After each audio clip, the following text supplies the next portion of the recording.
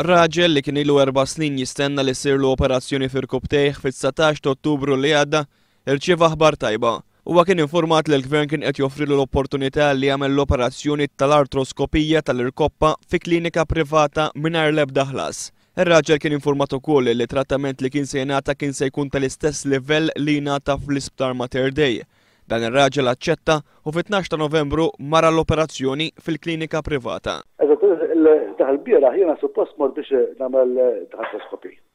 Ta' waħed ġata li familja ta' bilġuħu bilaċ, mortem, daħlu l-labar u nażżawni tafawna fuq l-istiċaj biex jitlubija ġewwa fil-teater u xed minnhom ġej jarani professur li kien ser jagħmel għalli hawnhekk għandek ċesta.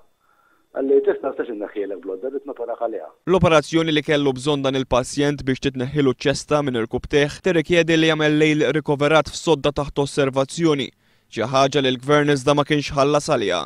Għalhekk minkejja l-weda li kien se jingħata tal-istess trattament daqs li kieku għamel l-intervent fil-Mater Dei, il-pazjent spiċċa kellu jintbagħat id-dar. Dan minkejja li kien diġà mneżża sarulu xi injezzjonijiet f'ġismu u kien les biex jidħol fis-sela tal-operazzjonijiet kif jixed ritratt li għadda lil One News. Għalli sal-Gvern ma ħallas biex nopera għaliha.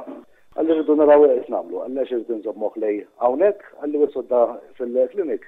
Il-lej miex għalsa, reġa bad l-lem l-ura, ma mill xejn. Diżappuntat għall-aħħar dan il-pazjent kellem One News dwar kif sissadu ma sema xejn mill-Isptar Mater Dei. L-appuntament li għandu mill-Mater Dei għal-MRI huwa qal bħal dan iż-żmien sena f'Novembru 2013. Talabni biex immur għall-MRI, l-appuntament huwa li għal bħallum sena, Novembru sena d-dieħla.